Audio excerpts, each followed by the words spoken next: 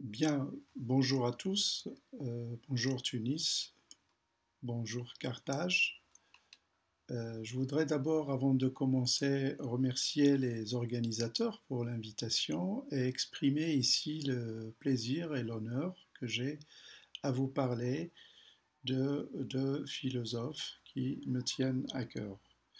Le but de ce papier est de donner quelques illustrations de la présence du corpus augustinien dans l'œuvre d'Eco et de montrer sa place déterminante dans la formation de la sémiotique interprétative du philosophe italien développée depuis les années 60. Il s'agit aussi de montrer comment l'intérêt des deux philosophes pour une conception dynamique du signe et du signifiant ou signifiable est corollaire d'une conception de l'enseignement et du savoir, c'est-à-dire de la vérité et du mensonge, illustré chez Augustin dans sa lutte contre le scepticisme et chez Umberto Eco dans son combat contre la déconstruction. L'idée de ce papier est née d'un constat que toute personne connaissant un peu les deux hommes pourrait faire, à savoir qu'ils forment un parcours croisé par rapport à la religion. Augustin a passé, comme on le sait, une bonne partie de sa jeunesse en totale ignorance de l'univers chrétien avant d'embrasser la vocation et la carrière qui l'a rendu célèbre, alors qu'Umberto Eco a suivi le chemin inverse. Il perd la foi vers l'âge de 25 ans et embrasse la carrière philosophique et romanesque. Les deux, cependant, ont gardé un certain contact avec la période d'avant. Eco n'a pas rompu avec le christianisme, considéré désormais plutôt comme une civilisation dans toute son œuvre, et plus particulièrement pour utiliser un exemple célèbre dans Le nom de la rose. Augustin non plus n'a pas rompu avec ses lectures passées, nées avec le monde d'avant. Dans les deux cas, le passé est utilisé pour construire le présent et nourrir les choix et les engagements pris. Les deux hommes se sont montrés intéressés aux signes et à la signification, c'est-à-dire par rapport à ce qui deviendra plus tard la sémiotique, pas pour elle-même, mais comme outil critique pour l'un destiné à comprendre les subtilités des Écritures et à répondre aux hérétiques qui pullulent en ce IVe siècle, et pour Eco comme théorie critique de la culture, comme le démontre désormais sa carrière entière. Dans les deux cas, l'intérêt pour le signe et la signification est un intérêt suscité pour le premier pour des raisons religieuses et morales, et pour le second pour des raisons scientifiques et éthiques. Enfin, les deux hommes de nature prudente, pour ne pas dire méfiante, ont développé un scepticisme de méthode envers ces mêmes signes, au point de faire dire à Augustin que rien ne s'enseigne avec les signes, et à Umberto Eco à définir la sémiotique comme la science du mensonge. Umberto Eco découvre Augustin durant l'élaboration de sa thèse de doctorat soutenue en 1954 dans son enquête sur le beau au Moyen Âge. Comme on le sait, Umberto Eco visait dans ce travail à débarrasser d'abord le corpus thomiste des métaphysiques et des mystifications dans lesquelles nombre d'exégètes l'avaient noyé, avant d'interroger ensuite la disponibilité de ce même texte quant à l'extraction, sinon d'une esthétique, du moins d'éléments susceptibles de conduire vers une esthétique.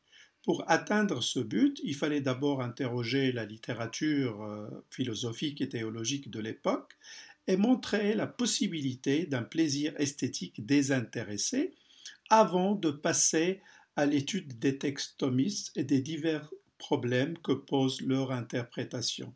Dans cette perspective, le beau est considéré aussi bien sur le plan transcendantal que sur le plan ontologique, c'est-à-dire dans sa relation avec l'homme et les objets naturels, mais aussi dans sa relation avec l'ars et la morale. D'emblée, la difficulté majeure qui guette l'étudiant des textes thomistes est celle des exégètes. Thomas était victime d'auteurs qui se passionnaient trop pour ses idées et qui parfois mesuraient ce qu'ils lisaient à l'aune de ce qui, à leurs yeux, devrait l'être. L'œuvre d'Augustin constitue un passage obligé pour le jeune chercheur qui voulait savoir ce que pensait le premier Moyen Âge du beau et comment Thomas d'Aquin avait lu Augustin. Il est d'abord étudié pour sa méfiance du beau. Augustin est étudié pour sa méfiance du beau ou de tout ce qui est susceptible de détourner l'attention du prieur pour l'équivalence qu'il établit entre le beau et l'honnête et pour l'indépendance ontologique qu'il lui accorde, ainsi que pour d'autres questions. Dans cette thèse d'Umberto Eco, dans la thèse d'Umberto Eco sur il problema estetico in Tommaso d'Aquino, le problème esthétique chez Thomas d'Aquin, Augustin est cité plusieurs fois dans l'étude pour plusieurs raisons. D'abord parce qu'il a rendu familière une esthétique sapientiale fondée sur les catégories du modus, de la species et de l'ordo. Et on connaît le rôle déterminant de ces catégories sur la réflexion du beau comme forme chez Thomas d'Aquin. Ensuite, parce que le même Thomas y était très sensible et a développé l'idée d'Augustin sur la beauté comme proportion héritée de Cicéron. Et enfin, parce que Eco faisait remarquer la prédilection que donne le même Augustin aux critères qualificatifs au détriment des critères quantitatifs ou formels. Pour résumer, Augustin est cité dans la thèse d'Umberto Eco une trentaine de fois. C'est le début alors d'un intérêt grandissant pour la pensée de l'évêque et surtout pour ses écrits sur le signe et sur la signification. Intérêt qui n'est pas seulement dicté par les soins et les scrupules particuliers de l'attitude du lecteur modèle que le sémioticien respecte tout au long de ses lectures, mais aussi par une certaine attirance et par une réception particulière des considérations globales comme des analyses précises des signes, de la nature de la signification et du rapport entre les mots et les objets. Umberto Eco était sans aucun doute très influencé à cette époque par certains collègues très au fait de cet intérêt d'Augustin et de beaucoup de grammairiens de l'époque pour les signes comme Costantino Marmo, qui a consacré de nombreux travaux à la question des grammaires médiévistes et de la signification en général. Pendant un certain temps, Augustin intéressait seulement les médiévistes ou les philosophes. Grâce aux travaux de Marmo en Italie et d'autres comme Umberto Eco,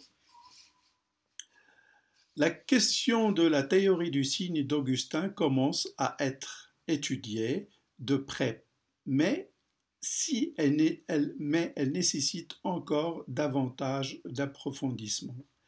Cet intérêt d'Eco va être concluant dans un livre ultérieur, c'est-à-dire dans Sémiotique et philosophie du langage, où le philosophe italien reconnaît et souligne le rôle capital joué par Augustin pour faire fructifier l'héritage stoïcien. Il affirme à ce sujet, je cite, « Quelques siècles plus tard, dans des Magistros, saint Augustin opéra une soudure définitive entre théorie du signe et théorie du langage. Il reconnaîtra le génus du signe dont les signes linguistiques sont une espèce comme les insignes, les gestes, les signes ostentifs, 16 siècles avant Ferdinand de Saussure. » En fait, saint Augustin intéressa Eco dans son livre Sémiotique et philosophie du langage pour démontrer, en des termes légèrement polémiques, comment, avec Augustin, on assiste à l'unification des théories et à la prédominance du modèle linguistique. C'est pour cela qu'il va s'attarder dans la première partie de son livre sur l'analyse que donne Augustin du vers virgilien et des expressions syncatégorématiques dans la partie 2. Ce qui l'intéresse par rapport à la problématique globale du livre, ce n'est pas seulement de voir comment Augustin arrive à conclure que le signifié d'un mot comme nihil ne semble être ni un objet ni un état de monde, est plutôt une affectation de l'âme, mais de montrer comment pour Augustin les expressions syncatégorématiques sont des blocs d'instruction que seul le contexte permet d'affiner.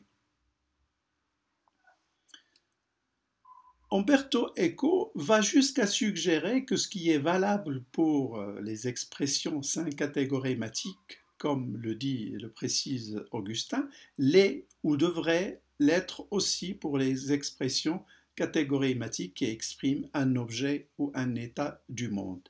L'intérêt d'Eco pour ce point précis va être déterminant dans toutes ces théorisations ultérieures du lecteur modèle, de l'interprétation et du rapport entre sémantique et pragmatique. Nous connaissons la place du contexte et des circonstances dans l'élaboration de la sémiotique interprétative d'Umberto Eco et le rôle déterminant qu'ils ont joué par la suite dans sa défense d'une sémantique pragmatique et d'autres problématiques strictement sémiotiques. Pour Eco, considérer le signe en dehors d'une situation ou d'une entité qui le produit et où ce dernier remplit une fonction est une aberration et quelque chose d'absurde.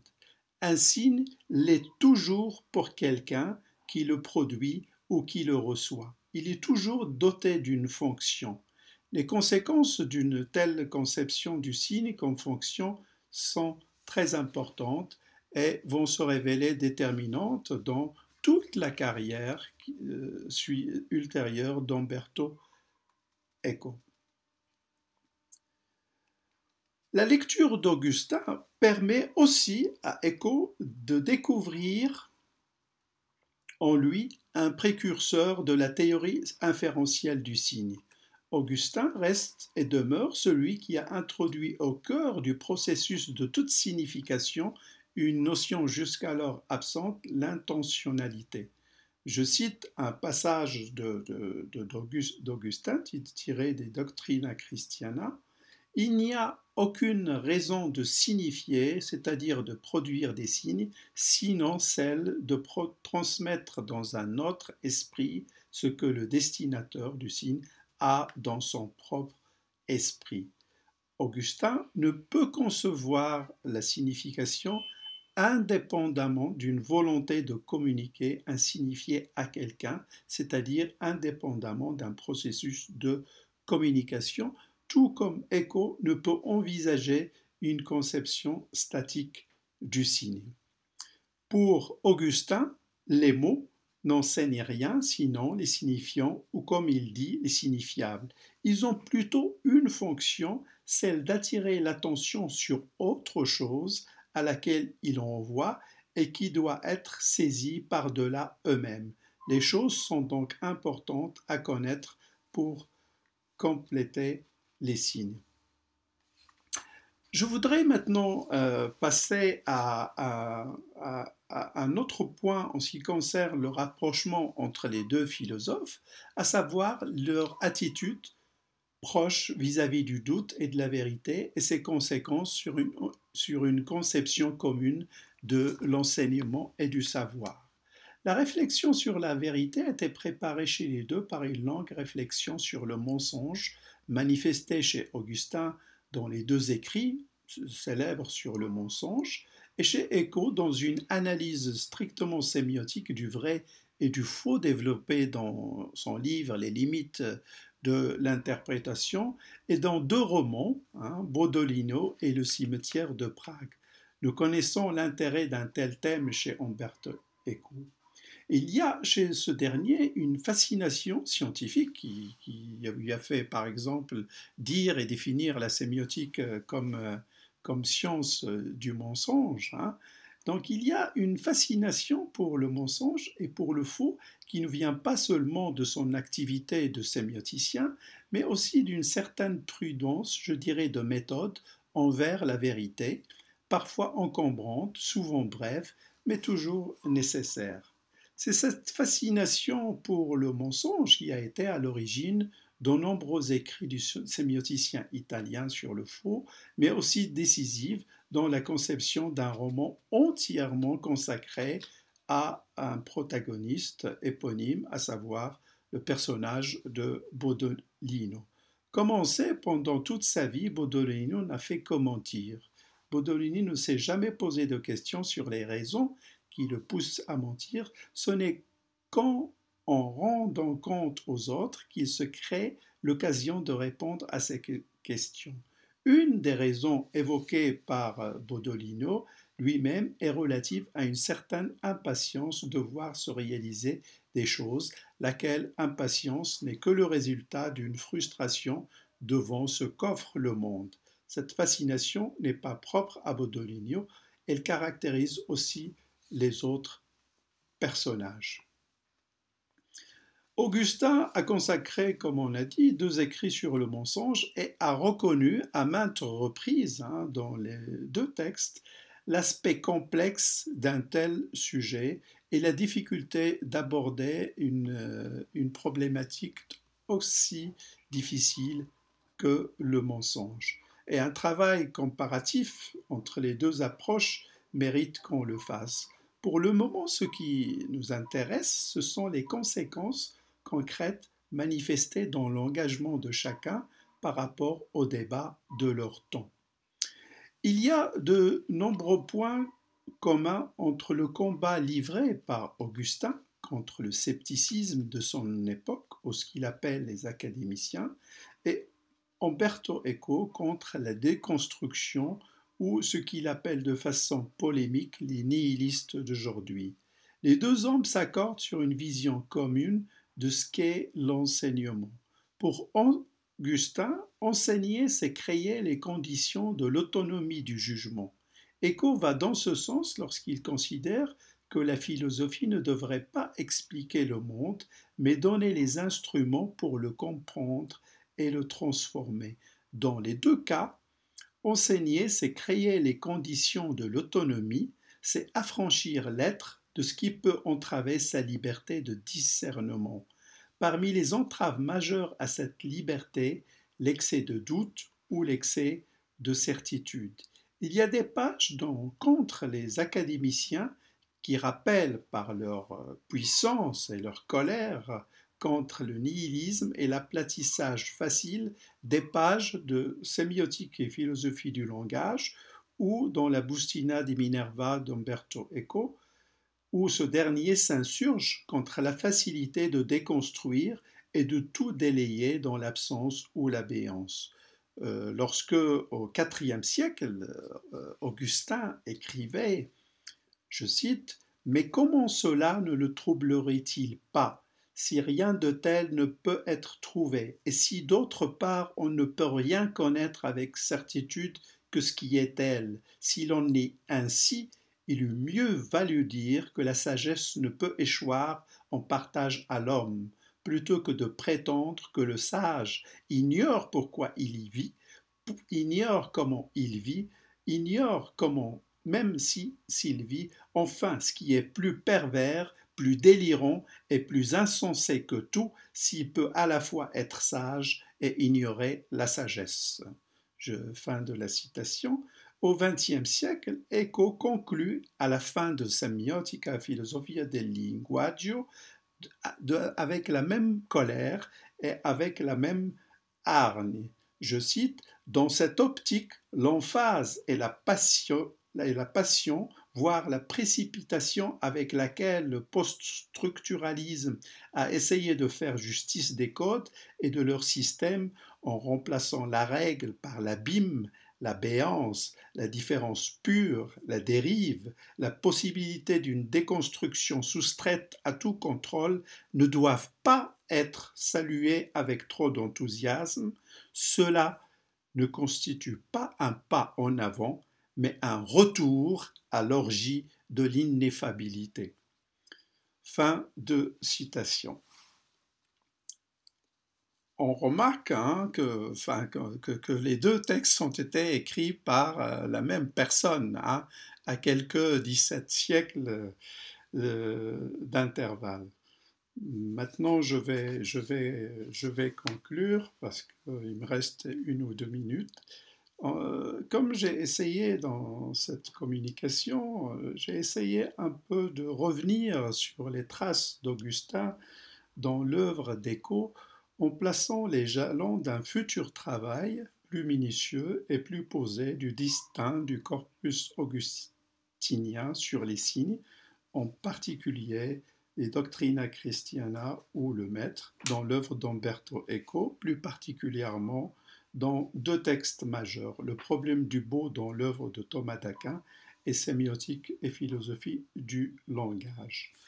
Comme on l'a vu très rapidement, la découverte fortuite de la dimension sémiotique du, du corpus augustinien, quand je dis sémiotique, le terme doit être pris avec prudence, fait partie des éléments, cette découverte fait partie des éléments déterminants dans la conception dématérialisée du signe et dans la prédilection accordée par Eco aux sélections contextuelles et circonstancielles dans l'interprétation. Mais il y a plus. S'occuper du signe et du signifiable est indissociable chez les deux de la philosophie comme exercice de l'esprit et comme recherche ininterrompue de la vérité, considérée plutôt comme un idéal ou comme une quête. La quête est commune car l'ennemi est commun. C'est le nom qui change. Religieux et théologique pour Augustin et sémiotique ou éthique pour Eco, qui adresserait à l'évêque d'Hippone, à quelques 17 siècles de distance, les mêmes propos destinés il y a récemment au cardinal de Milan lorsqu'il rappelait la cause commune et le moyen commun d'y arriver. Je cite donc Umberto Eco. De là naît l'hérésie gnostique, y compris sous ses formes laïques selon laquelle le monde et l'histoire sont le fruit d'une erreur et que seuls quelques élus, en détruisant l'un et l'autre, pourront racheter Dieu lui-même. De là naissent les diverses formes d'idéologie du surhomme, selon lesquelles, sur la scène misérable du monde et de l'histoire, seuls les adeptes d'une race ou secte privilégiée pourront célébrer leur holocauste flamboyant.